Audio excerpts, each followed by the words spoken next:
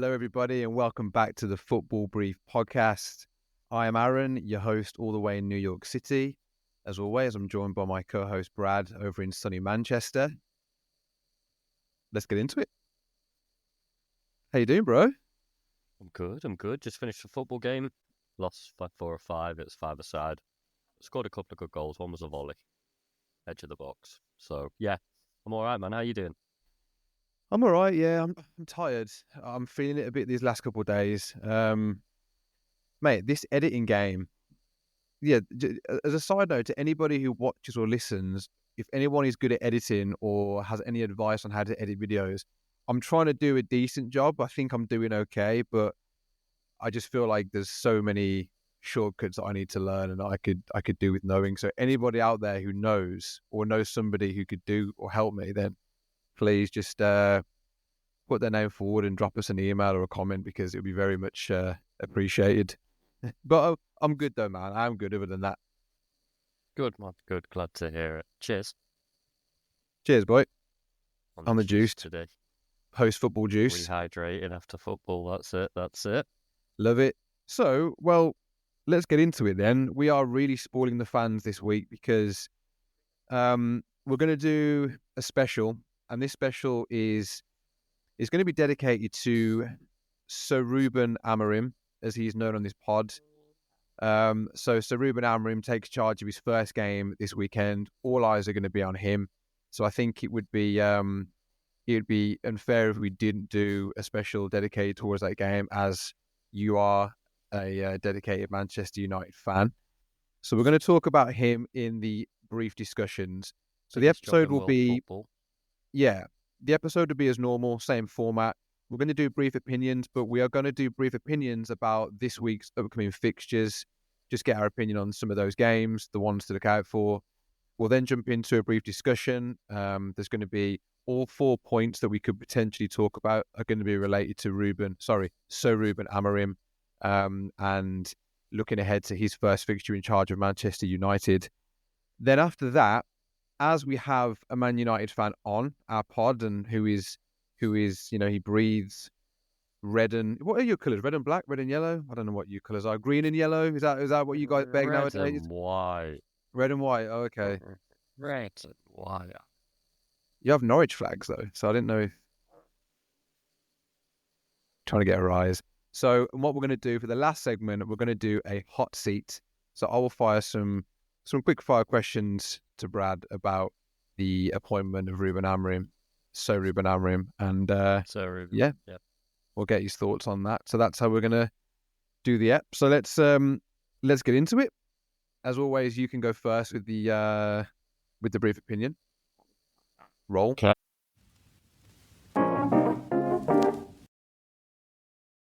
Well, there's only one place to start if we're doing fixtures ahead of us this week, and that's Villa Palace. What are your thoughts? I mean, you guys need a win. Palace haven't been doing amazingly this season, albeit, we touched on them in the last pod. They had a good end to last season, but Glasner's been struggling. So, yeah. What are your thoughts? Yeah. Firstly, just on some Villa-related news, Morgan Rogers has signed a new contract, which I know it's been in the works for a while, but congratulations, well deserved. You are consistently playing in the Premier League. You've made your Champions League debut, your senior England debut, and all of this in less than a year after signing from Middlesbrough for a 8 million fee plus add-ons, possibly 15 million. So well deserved. Congratulations to Morgan Rogers. Good bit of news there. Then the other bit of news for Villa, which was a bit random, don't need to go into it, but just so you're aware, it's come out today in the Telegraph that Aston Villa are rallying behind Manchester City in the associated party transaction row. So they've actually written to Richard Masters and other clubs with a strong recommendation that Friday's vote on the amendment is postponed. So Aston Villa are very much in conjunction with Manchester City on their current row with the associated party transaction issue. So one to watch there. Going back to the scoreline and how I think Villa are going to do, I think it's going to be a tough game because, as you rightfully said, Palace need the points. Palace have just beaten us at Villa Park in the Carabao Cup. several weeks ago. They knocked us out. I know we played a slightly weakened team, but still should have beat them. So I think it's going to be a draw. I said that on the last pod. I'm going to stand by that. I have been slightly encouraged that I think some of the injuries that we had were only minor, and I think 3 of the players that I mentioned are actually going to be back, maybe more. So maybe a draw, maybe a Villa win, possibly, but I do think it'll be a tough game. So that's what I'm going to go for. Score draw? Score draw. Yeah, we can't keep clean sheets, so of course it's going to be a score draw. Emil Martinez, sort out your clean sheet, man. What are you saying on a little prediction there? A prediction, I'm going to go 1-1. Who's scoring for you, Rodgers, with his new shiny contract? Morgan Rogers is going to score. He's going to celebrate. He's going to get a pen to paper, pen to his hand and do this. Scribble, scribble, scribble. Yeah. Nice. So that's Thanks my for your prediction. opinion. Yeah. Okay. So the match I would like your opinion on is, I think this is quite a big one actually. Arsenal versus Forest. What was the laugh for? Just mention Arsenal's name and we start laughing. Great, isn't it? It's just great. Arsenal 1 win in the last 5, Forest 3 in the last 5. Arsenal 2 draws, 2 losses. They're just capitulating. Edu's gone. You know, Odegaard was out for ages. They now got, I think, Gabriel's out for a while. You know, can't keep 11 players on the pitch. I see a Forest win for this. Sorry, Forest sat 3rd. Arsenal sat underneath them in 4th at the minute, I think. Mm-hmm. So, yeah, I see Forest coming out. I see Forest winning 2-1, I reckon. With Chris Wood. Brace. Chris Wood. The reincarnated Chris Wood. Reincarnated Fantastic version. I think his stats are even around Haaland's this year's. So for the season so far. Yeah, so that's my opinion. I think Arsenal lose this game, even though it's at the Emirates. They also can't keep a clean sheet at the moment. Defending's been really poor with that makeshift back four. So welcome to United's world from last season, boys. I wonder what weird and wonderful tactics Arteta's been doing these last couple of weeks in order to get his boys up to full speed ahead of this game. Probably been playing them clips of Brian Clough. Yeah. Also, just on Chris Wood, like, if ever there's an advert to never give up, Chris Wood, I think I want to say he's like 32, 33, and, you know, he's always been around, but he's never been prolific. But, you know, under the right manager, the right environment, you can thrive, and he's thriving. Nuno again, man. Nuno again. Yeah. So, speaking of Nuno, leads me on to my next question of brief opinions for you, which is the City v Spurs game at the Etihad. Sorry, Etihad. Forgive me. Take a swig of your juice, mate. Get that juice down, you lad. Yeah, that's what it is. Yeah, City Spurs. What are your thoughts? Ooh, this is a spicy game because City have been open as well recently. Spicy game, and yeah, you know, I was saying before, I think, you know, Spurs have actually had a decent record at the Etihad the last couple of years. There was a 3-2, a memorable 3-2 win. I think Harry Kane scored pretty much late on in the game, and then last year it was 3-3. Telling me Harry Kane don't score in big games. Sure, his one and only, maybe. Yeah, and he came out as well in the midweek talking about England and how players should be playing for the country. So, anyway, sorry, it annoys me, triggers me. So annoying. Okay, funny thing is, well, is Harry Kane. Do you remember when he was flirting with City and he walked around the golf course in COVID with Gary Neville trying to engineer a move, and it just didn't work. They just signed Haaland a year later instead. Yeah, and he was just left in no man's land. All right, from now on, we're going to be banned from saying Harry Kane for the next 2 pods. Like, I'm sick of hearing his name, saying his name. No more. Harry Lame, man. Harry Lame. Harry Lame. Right, come on anyway. Sorry, City, right. Spurs, So this game's spicy. This game is spicy. I do think the thing with Spurs at the minute, they're so inconsistent. Like, they slapped us. They slapped Villa the other week. Then they go and lose to Ipswich, which was crazy. I mean, the most Spursy thing to ever happen. So, like, I genuinely don't know what Spurs team are going to turn up, but I do think it'll be a good game. But I'm going to go with City. I'm going to go with City, and I'm going to go with a 2-1 win. I think it'll be fairly tight, but I'm going to go 2-1. Nice. Take that. And I think it'll be quite an open game as well, because City haven't been great defensively so far this season, and they've lost a couple of games now as well, in Europe and in the league, and drawn a few more than they'd probably like to. So I think it'll be a good game to watch. That one, definitely one to watch for the neutral. Yeah, no, agreed. So I'm looking forward to it. And last opinion I would like from you, or the last game in focus that I would like you to comment on, is the M&F game between Newcastle and West Ham. Yeah, that's a really boring game. Boring game. Neither team have been firing 2 wins in the last 5 for both of them. Uninspiring, uninteresting this season, both of them. Underachieving. They've been really boring to watch for all the hype and, fanfare around Newcastle and West Ham's new manager as well. I mean, West Ham have managed to pull themselves out the dregs of relegation zone for sure, but neither team have done much for me this season. I don't get excited watching them. I see a boring game, maybe a 0-0, 1-1, something along those lines. Do you remember at the start of the season when we were speaking and I said, mate, I think West Ham are going to be a dark horse. And then the first 3 or 4 home games, they were just getting battered.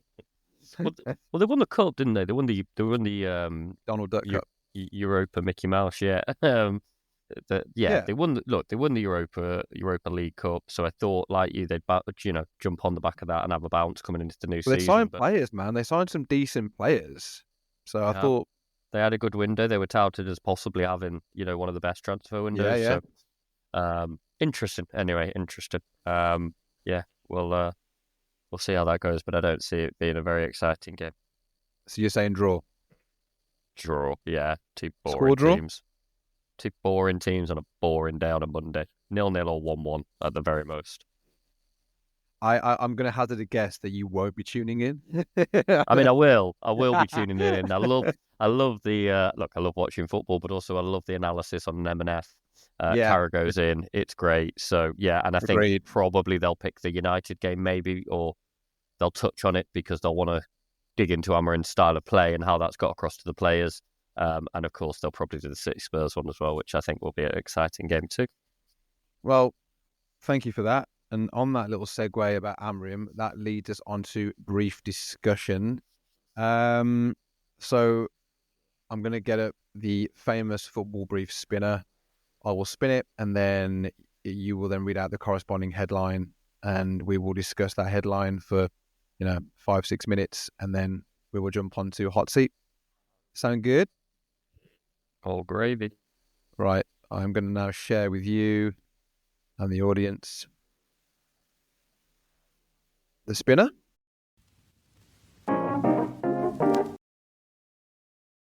So we should be here. Let me know if you can see it or can't see it.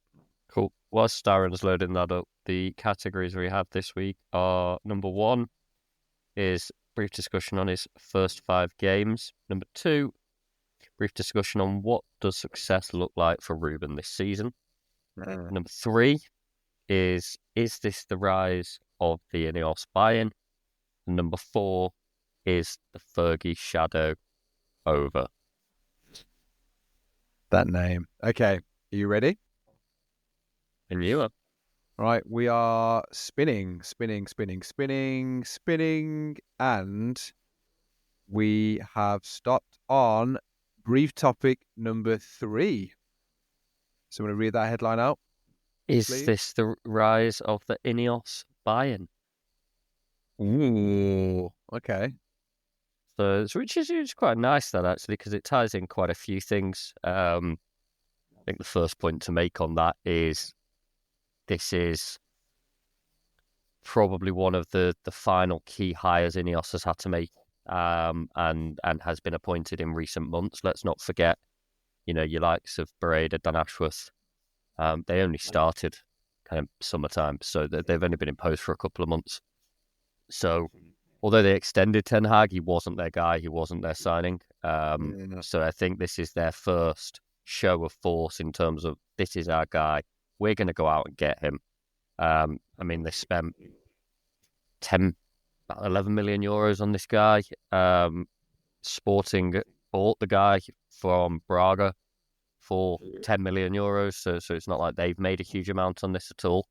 And let's be honest, this was a guy that had no UEFA Pro license up until, I think, 2020, 2021. When he joined Sporting, he didn't have a UEFA Pro license. So he's obviously risen very quickly up the ranks, been noticed and been in conversations with some of the big clubs. So I think it's a real show of force. I think it's a little bit of a coup, the fact that we've managed to take people from the likes of City.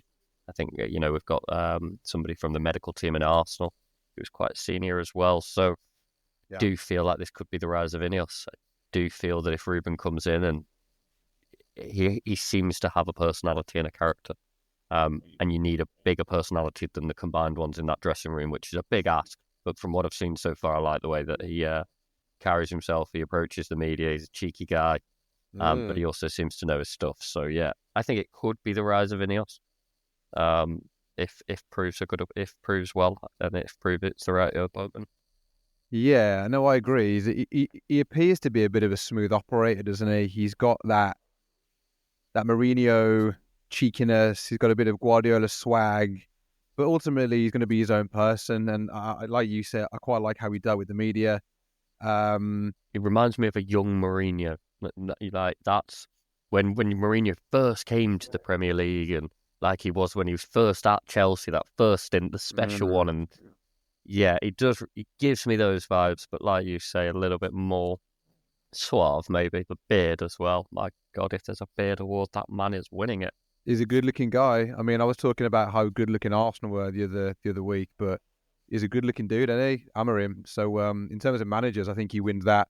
Young as well, man. He's 35. Right. So if this is the right appointment, we potentially have got a really young manager who could have a fantastic tenure with us.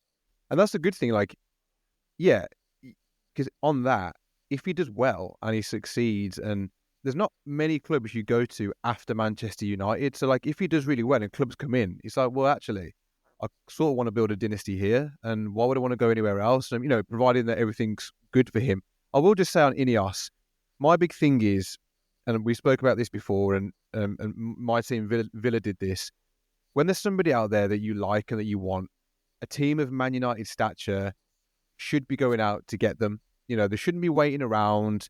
They should be saying, right, regardless of whether you're contracted to a club, you're our manager, we want you, we'll pay compensation. So for me, that's Agreed. a massive tick that you got him from Sporting Lisbon in the middle of the season. I think that's a really good sign on INEOS's point of view, and the way that they would have sold the everyone says this nowadays, sold the project to him. But that's really positive. So I do think INEOS now, they've been carefully and slowly curating and building this backroom staff, the people in the boardroom. Is Amorim the sort of missing piece or the final piece in the jigsaw? That's still out. The jury's still out on that, but the signs are good. He seems very articulate. He seems very refreshing in his approach to how he wants to develop Man United and the players. So, yeah, I have to say full credit to INEOS on this one. The only one thing I would say, the only blot against them at the minute, which is now going to be in the distant past, and because of Amorim coming in, is just the fact that they kept Ten Hag on. But then you look at it in hindsight and think, well, actually, there's no one else there that we can get. Rather than bringing in interims and other managers, let's just keep him. And then maybe they had a conversation and said, look, like, we'll give you another contract, a bit more money just to stay, but maybe you could go at any time. You don't know what conversation to have behind closed doors. Do you know what I mean? You just don't know what's going on. But I do think overall, big tick in the INEOS box. Agreed. Excited to see what he brings. Just on the pro license as well, you mentioned that he hadn't done it, or he's just recently done it, sorry. Do you know who he did it with? Who was in his same group? No. Gabby Agbonlahor. God's sake. Doesn't fill me with confidence, that, to be honest. But in credit to Gabby, he was talking the other day, and he did say Man United have got a very good manager. He said, I did my pro license at the same time as Amorim, and he said he was very, very good. Like he was one of those people that just stood above the rest. And Gabby doing his pro license for. I mean, look at the levels. Like Amorim's now managing Man United, and Gabby is on TalkSport. Just Gabby. His dad's got a PhD though. Whose dad? Gabby Agbonlahor's. Has it? I didn't know that. Yeah, it's a bit they do on TalkSport. Oh, okay. It's because his dad's got a PhD, basically. Yeah, it's quite funny. But what's he doing his pro license for? Gabby Agbonlahor, him walking into a dressing room, just get laughed out. I mean, top goal scorer for Villa. I mean, what is it that Ali McCoy says? Well, yeah, you scored 3 a season or something, Yeah, like, look, I'll always back the Brummy boys and anyone from Birmingham, but I will be really happy if Ollie Watkins takes that record. I just think at the time when Gabby was playing, he really wasn't professional, and I just think... How many seasons was he with you? Gabby? Well, his whole career, so I don't know, he retired at what, like 31? 32 maybe. So if we're saying like 15, 16 full seasons in the Prem. Yeah. And don't get me wrong, man. When he came on the scene, he was 70 goals? 70, 80 like goals? Yeah, I should know really, shouldn't I? But I don't. So you're talking, I mean, yeah, you're not far off like 6, 7 goals a season, really, are you? Yeah, there was a time when Gabby could have really took off, but I think the fame, the money, the trips away, the other distractions in life, I think they just took a hold. And I mean, look, to score any goals in the Premier League consistently is a fantastic feat. Yeah, totally. Yeah. It's me sat here on a bloody podcast calling him, but yeah, it's some title when it's over such a long period of time and it's not a huge number. But anyway, that's Gabby. No, yeah. No shade on Gabby. Just I just think I'll be happy if and when Watkins does break that record. So yeah, but back on focus. INEOS on the rise. I'm swaying more towards yes than no. So yeah, that ends our brief discussion. We're now going to go on to the final segment of the show, and we're going to do something slightly different, as it's a special about Ruben Amorim, and we have, one of the hosts is a massive Man United fan. It would only be fair to do a little hot seat on Amorim. So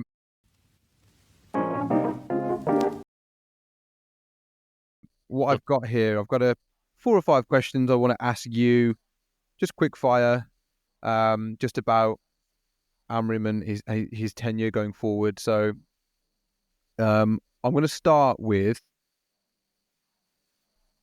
where do you think Man United will finish this season now?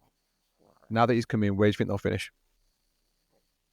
I think it'll be us and Forest battling it out for 4th position. You keep saying this. Forest aren't going to be there. I think that's what's going to happen. I think we'll be there, and I think Forest will be there. That's my opinion. You want a quick fire? There's quick fire. Give me a number. I think we're going to finish 4th. We're going to pip Forest to 4th, of course. Yeah, we'll pick them just at the end of the season. It'll be great. It's going to be full of excitement from here on in for Manchester United. Old Trafford's going to be rocking. Can't wait. I don't know why I've got this disdain towards your hype on the Forest train, because it's actually a really nice story, but I just think Forest are done anyway. Okay, so 4th. Clough's team, man. Clough's. I'm going to watch The Damned United soon as well. That's a great film, isn't it? The Damned United. That's a great film. That's not spoken about enough, actually. No, we should do it. Anyway, we digress. Right, yeah. Okay, next question. Which player will benefit the most under Amorim in the current squad? Well, I mean, he's good with the youngsters, isn't he? I don't know. Yeah. So I'm going to give 2 answers to this. There's the one that I think will develop the most. Yeah. And then there's the one that I would like to see develop the most.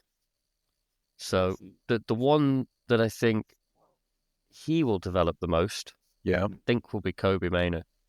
Once he's back fit, I think he fits the kind of profile that he wants in midfield, and Kobbie can do everything.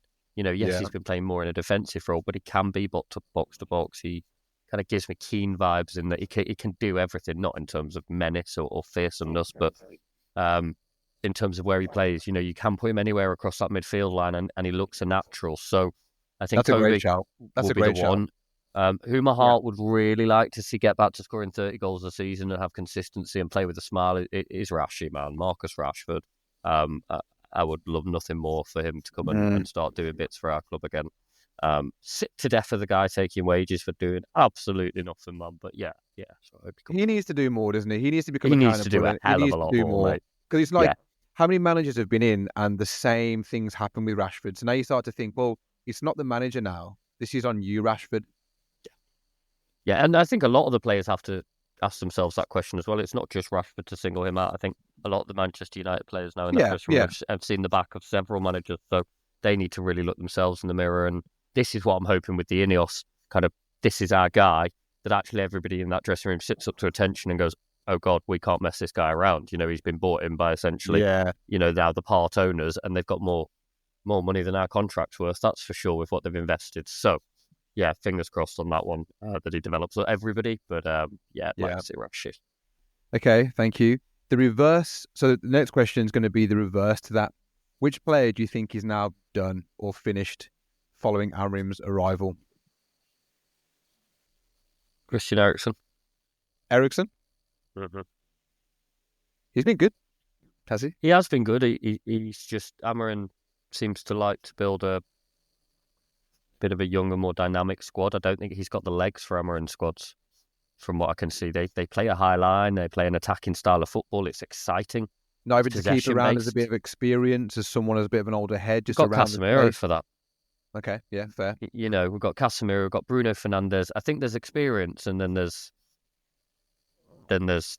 like 30 plus, and your legs are a bit gone. He hasn't got any more. He's still a great technical footballer by all means, but his legs are gone now, and you've got to have pace to be in Amorim's sides, I think, from what I've seen and heard. So, yeah, that's who I think's gone. Unfortunately, he's been a great servant to us on a free transfer. But that's when Spurs wouldn't take him back as well. Thanks, Spurs. Fairly justified. My final question for you on the hot seat is, what's more important to you as a fan this season? Manchester United having an identity or the position that you finish in the table? I think they go hand in hand, because I want to see an identity, but I want to see a good identity of football.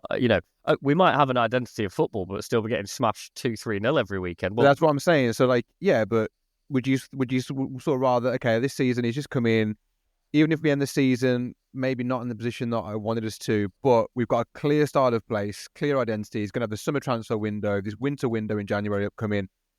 I'm excited. Or do you think, no, I expect to see a bit of both? I do expect to see a bit of both. I also think he's going to need maybe a transfer window or two to get his squad in that he needs to get his exact style across. But yeah, we need to see the style of play. It's something that's been missing for years at United now. We need to see a manager who can come in and implement their ideas on those players and get them working as a unit on that pitch in a defined, so you tune in, you know what you're going to get that weekend, you know how they're going to play, but we do it well enough, like City, we do it well enough that and like Liverpool, you do it well enough that regardless of even though other teams know you're going to attack them or high press or have a high line, play it all well enough that actually it doesn't matter because you outplay the other side. So I don't think we've got the squad to do that, particularly in the Premier League. Some teams we can play like that against, but I think it's going to have to be a bit of chopping and changing. I would like to see a defined style of play, but it's also extremely important that we can't finish 8th again. We need to be up in and around the European spaces. So you don't think 8th would be a good? You don't think 8th would be a good position to finish for his first sort of or 2/3 of the season for him? Okay, not when there's only 4 or 5 points in between kind of the echelons of the Premier League from where we are. It's a couple of wins. We just need to sort our form out. Couple of wins, but if he's got to try and implement a style and play, and then the players have got to get on board with that style and play, it's not as simple as just winning games. Unless in his mind is let's just win games for now, just try and get the fans on the side, get the momentum going, and then. But I think this is why they've picked him as well, because he gets quick results. He was at Braga within 10 games. I think Sporting wanted him. It was a very short period of time, and been with Sporting since 2020, won the league twice, I think, won manager of the league twice. So he's getting accolades here. So yeah, I think he does move quite quickly and get his style across quickly. So okay, well, thank you for the answers. That was a good hot seat. All eyes are going to be on Ruben Amorim this weekend at Portman Road, Ipswich versus Manchester United. So we will see how he does. But good. I'm so glad the Prem's back. Real good fixtures to get stuck into this weekend. The Football Brief podcast episode 5 has just dropped today on all streaming platforms. I think it's currently out on Apple Podcast and Spotify. It will be out on our YouTube channel later this evening in America and then early hours of the morning in the UK. So you should wake up for breakfast tomorrow morning with a nice dose of the Football Brief episode 5. Then this special should be going out on Friday, just before the weekend's fixtures.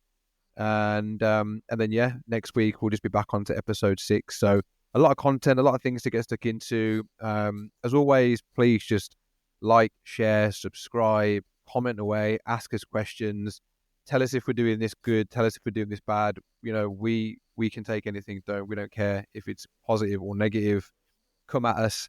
And we just look forward to speaking again and seeing you all next week. So yeah, as always, pleased to brief you. Peace out.